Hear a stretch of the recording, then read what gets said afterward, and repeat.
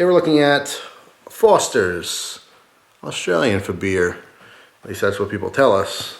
This is the oil can. That's what this is known as. The people who brew this is Oil Can Breweries in Albany, Georgia, and Fort Worth, Texas. So first off, right off the bat, everyone knows this as the official Australian beer. And if you talk to an actual Australian person, they'll say there's two things that they dislike a lot. The first thing is Foster's beer, and the second thing would have to be Outback Steakhouse. Both of those notoriously Australian. Neither one of them are enjoyed by Australians, which is interesting. I don't think if you go to Australia, you'll find bloomin' onions everywhere. Although I have to say, I really do like Outback. But anyway, back to the beer. Yeah, Foster's is one of those things that is heavily marketed. I mean, think about it. There's a lot of Australian beers that we don't even know of. That if I gave a list of different types of beers, you probably wouldn't even, never heard of it before. But everyone has heard of Foster's. This is extremely heavily marketed, okay? I've seen commercials back in the day. Foster's, Australian for beer. That is stuck in my brain forever. You can see the kangaroo on the front. I mean, the whole thing. So this is my first time actually having this beer. I've never had it before. This is 5% ABV, and this is known as the adjunct lager, okay? Now, I think I said that wrong in a past video. That's because, a little tipsy. But what is an adjunct lager? All the major macro breweries, the big companies, they produce this beer, which is considered an adjunct lager. What makes it an adjunct lager, as many times I can say that in this video, is the fact that they have a cheaper corn-based mash, okay? Although there's malts and barleys and stuff and a lot of the recipes or the mixes to make the beer, to brew it, there's a lot of corn because it's cheaper, okay? The cheaper the mash bill, the more you can make for less money, okay? And obviously in these companies, they have a mass scale of production as opposed to a lot of the craft beers, the really flavorful, good stuff. They're making in small little batches and, pay attention to details. This crap, they're making by, millions of gallons at a time. So that's the difference. And when you're talking about Budweiser, anything from Anheuser-Busch, Coors, Miller, all that stuff, that's what it is. It's the same type of lager, which is considered an adjunct lager. So anyway, this is a massive can. If you can't tell the difference, here's a comparison.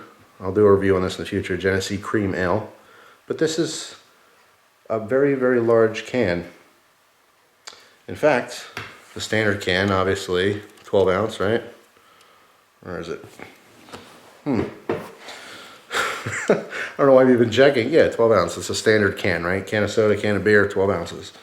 This is not 12 ounces. This is 25.4 fluid ounces, which is 750 milliliters. To give you a reference, pretty much every standard bottle of wine is 750 milliliters, as is most liquor bottles. Okay, so these are both 750 milliliters of alcohol. That's a lot in a can. Like I said, these are known as the oil cans. Very large. There's definitely a novelty to it. Foster's as a whole is a novelty. And like I said, most Australians you talk to, they'll say that there's a million different beers that they drink. In fact, there's two Australians I talked to about this a couple days ago, one of them, and then another one yesterday, because I said I was going to do a review on this beer, and I said, well, what are your thoughts on it?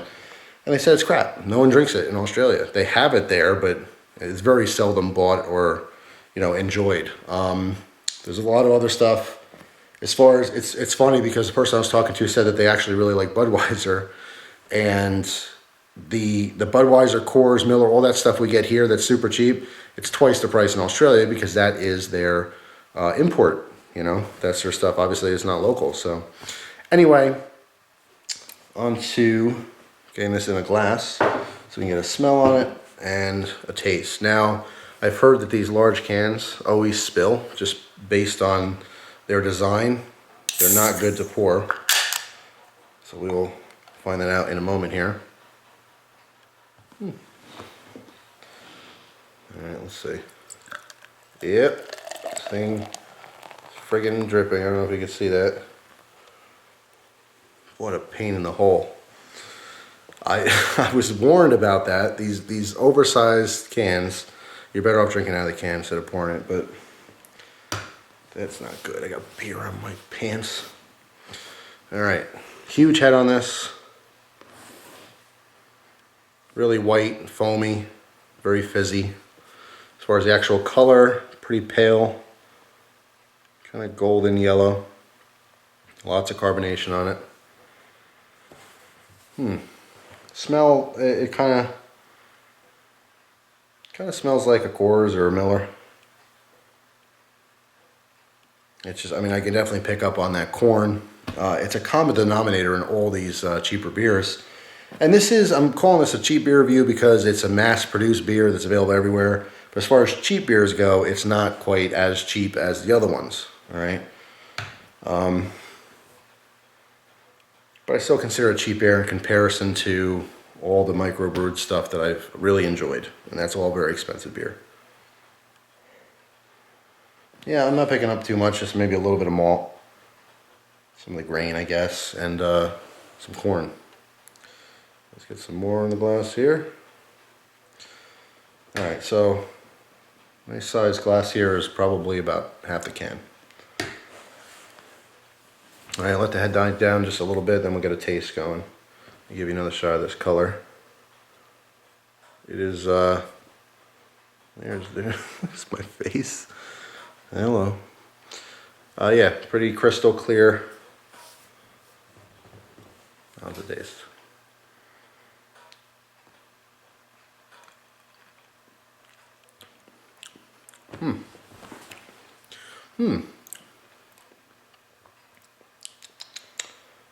Huh.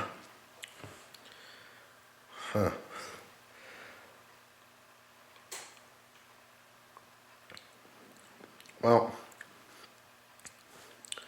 the first thing I could say is that the flavor really isn't all that bad,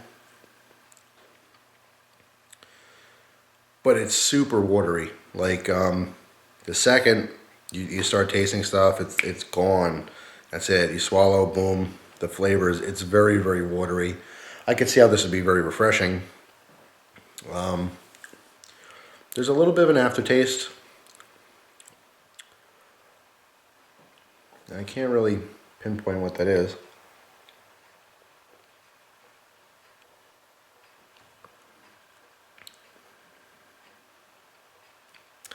You can taste the corn, and I can taste a little bit of wheat. I smelled some barley and some malts on the nose of it, but I don't really taste it. It's mostly like wheat/grain mixed with the corn. It kind of tastes like, I mean, it's a very similar taste overall to all the other cheap beer that's out there. But the one thing that sets this apart from the other ones is the aftertaste. The aftertaste is, it's a little more bitter from the hops. Not like a delicious like IPA bitter, because I've had some super bitter beers that, like I had a couple IPAs I gave to my dad, and he's very much, like I've said in past videos, he used to be a Bud drinker. Now he likes his Yingling Black and Tans, and he is not an IPA guy. He's like, what the hell? So bitter is an acquired taste, and definitely a love-hate relationship. But most of the stuff in the big companies, they don't have that. Excuse me. Excuse me again. They don't have that bitter note at the end. This one, it's kind of predominant. The flavor goes away, but that bitterness just kind of lingers on.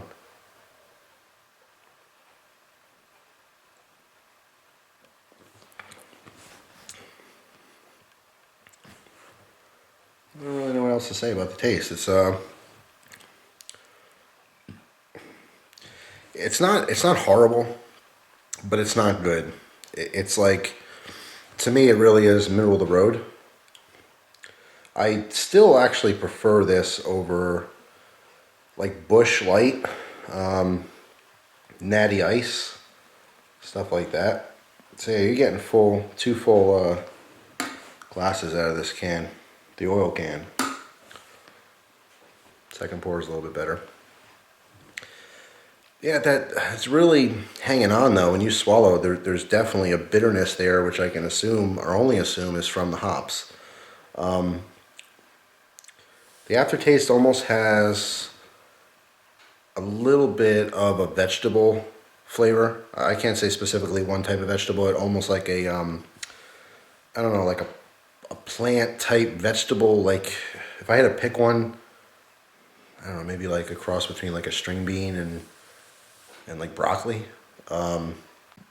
Just I don't know, like if you had a bunch of vegetables and kind of blend it together, it's just a vegetable type flavor. It's kind of hard to describe.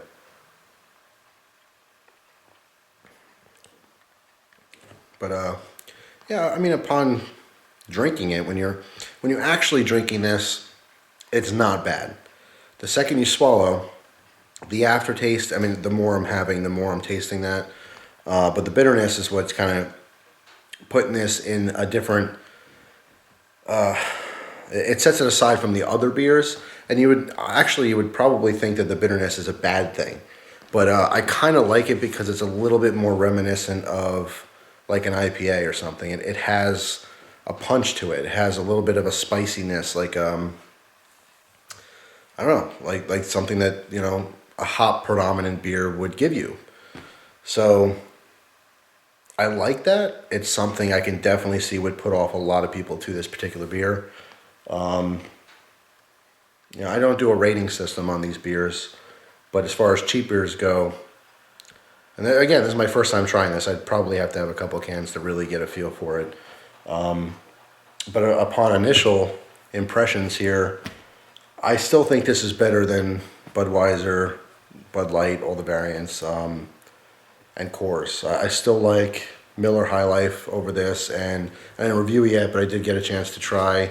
I got a 30-pack of MGD, Miller Genuine Draft, which is, well, I'll leave that for the review, but still better than this, for sure.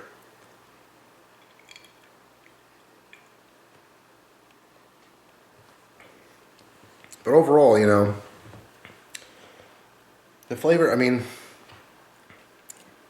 if you're like a Bud drinker or a Coors drinker or pretty much any major, you know, American beer, any major manufacturer, this is something that you could pick up at a party and drink. There's obviously a novelty to it. The whole Australian thing is completely bogus. I mean, it's not even, you know, coming from Australia. This is brewed in the United States. All right, so when you go to the store and you go, ooh, Australian beer, no. It's an Australian company. It's brewed in the U.S. just like everything else that we have here in the U.S. It's just a novelty because of the big can, the marketing that's behind it. It's different. You know, just I think someone else said this, I'm not even sure where I heard it from, but it's why some people like Heineken. You know, Heineken isn't maybe particularly a fantastic beer, but it's like when you're at the party and everyone's drinking the Bud and the Coors and stuff and the Miller, you're like, yeah, I'm a little special, a little bit different. I'm going to grab a Heineken, you know? I don't know if that's a poor example or not, but I thought that was a good representation of the fact that sometimes the reason a lot of people get this is because it's different. You know what I mean? It's not the usual. You know, if you're going and you're purchasing beer on a weekly basis, or for some people a daily basis, and you're getting that same 6-pack, that same or 12-pack, whatever you happen to drink daily. Please don't drink that much. But if you are that person and you're getting the same old crap, every now and then I think you just go, you know what, let me try this. And I'll give you this comparison. Chinese food. Beer is kind of like Chinese food because every now and then you order something different on the menu and you go, yeah, I don't like that. And you go back to your regular thing. Everyone has that one Chinese dish that they like a lot. And I'm not talking about authentic Chinese food. I'm talking about takeout. You know, whether it's chicken and broccoli or General Tao's chicken or, you know, whatever you get at the Chinese place, most people stick with that same thing every time.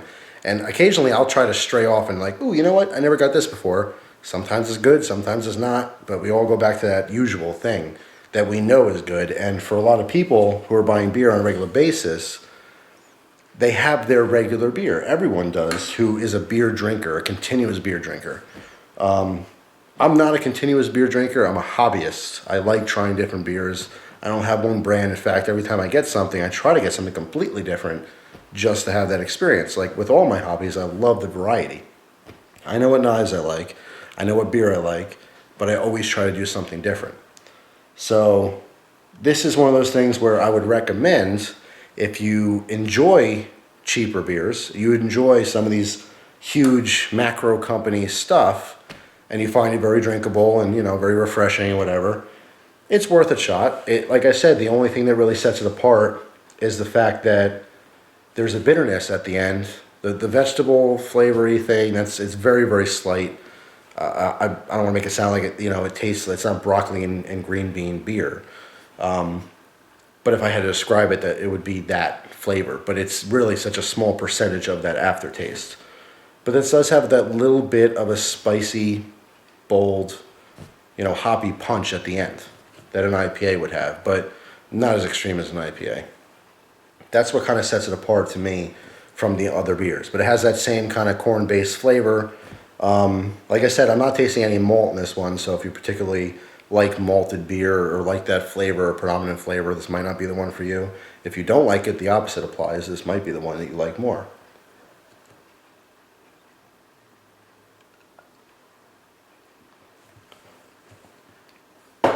So, anyway, Foster's, not Australian for beer. It's Georgia and Texas for beer. I'll read the exact wording here. Brewed and packaged under the supervision of Foster's Australia in Melbourne, Australia. But it's by oil can breweries in Albany, Georgia and Fort Worth, Texas. Union made, recyclable can, yada, yada, yada. So yeah, this has nothing to do with Australia except for the fact that when you buy it, the money goes back to an Australian company. That's it. People in Australia don't like this. All right, so there's nothing Australian about Foster's. So there you go. Hopefully you guys enjoyed the review. All my Australian viewers will be more than happy to list below in the comment section their favorite authentic Australian products, including beer.